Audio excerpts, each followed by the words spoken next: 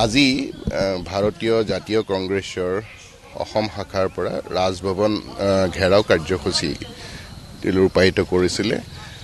এই কাৰ্যসূচীৰ কোনো অনুমতি তেখেতসকলে প্ৰশাসনৰ পৰা বিচৰাও নাছিলে আৰু আমি অনুমতি দিয়াও নাই।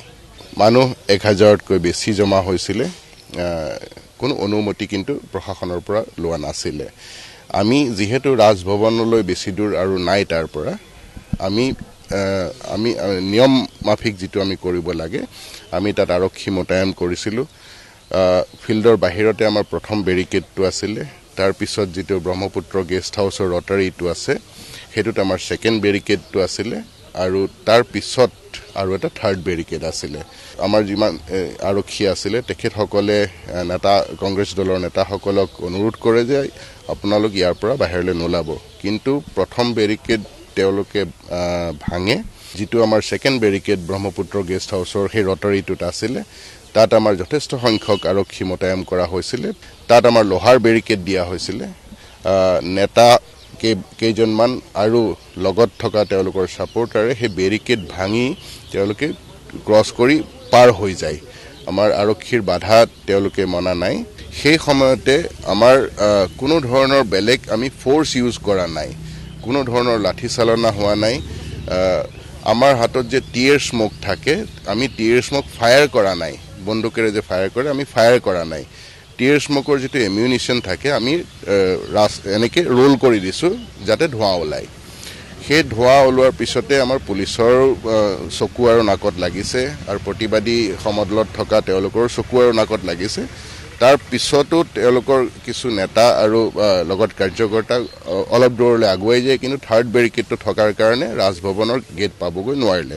তাতে প্ৰতিবাদকাৰীসকল আৰু নেতাসকল বহি অলপ সময় তেওঁলোকে প্ৰতিবাদ কৰাৰ পিছতে তাৰ পৰা ডিছপাৰ্চ কৰে। ডিছপাৰ্চ কৰাৰ পিছত আমি খবৰটো পাইছোঁ যে তাতে কোনোবা এজন ব্যক্তি যি প্ৰতিবাদী সমদলত আছিলে অসুস্থ হৈছে। প্ৰথম সেই অসুস্থ ব্যক্তিজনে বিভিন্ন ব্যক্তিৰ লগত তাতে কথা পাতিছে আৰু কৈছে যে মোৰ গাটো ভাল লগা নাই। তাৰপিছত নিজৰ গাড়ীত গৈ অলপ পানী খোৱাৰ পিছতে তেওঁ অকণমান অচেতন নিচিনা হৈছে।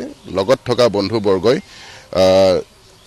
ওচৰতে উইণ্ট্ৰভ হস্পিটেল আছিলে আমাৰ আমবাৰীত, উইণ্ট্ৰভ হস্পিটেলত নিছে। উইণ্ট্ৰভ হস্পিটেলৰ তাৰ ডক্টৰে চাই ক'লে যে GMC লৈ যাওক, কিন্তু গুৱাহাটী মেডিকেল কলেজ আহি পোৱাৰ পিছত ইমাৰ্জেঞ্চি ডক্টৰে চাই কৈছে যে ইতিমধ্যে সেই ব্যক্তিজনৰ মৃত্যু হৈছে। তাৰপিছত পুলিচৰ ফালৰ পৰা আমি যি তদন্ত কৰোঁ, সেই তদন্তত প্ৰথম মেজিষ্ট্ৰিয়েল ইনকুৱেষ্ট হ'ল। মেজিষ্ট্ৰিয়েল ইনকুৱেষ্ট আপোনালোকৰ সন্মুখত এতিয়া শেষ হৈছে।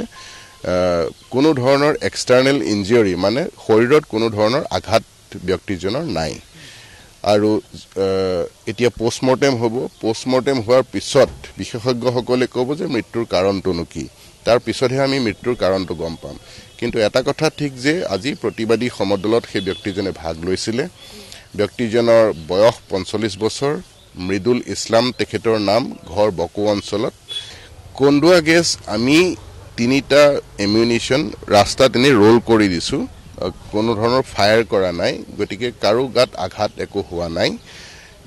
ওলোটাকে সেই কন্দুৱা গেছটো উঠাই পেলাই পুলিচৰ ফালেহে দলিয়াই দিছে প্ৰতিবাদকাৰীয়ে। তাৰ পৰা অলপ ধোঁৱা ওলাইছে, গতিকে ধোঁৱাৰ কাৰণে তেনেকুৱা আগতে মৃত্যু হোৱাৰ আমি কোনো ধৰণৰ খবৰ শুনা নাই।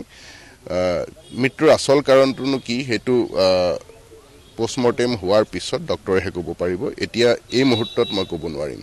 কিন্তু আমাৰ ফালৰ পৰা, প্ৰশাসনৰ ফালৰ পৰা বা আৰক্ষীৰ ফালৰ পৰা কোনো ধৰণৰ আমি ফ'ৰ্চ ইউজ কৰা নাই।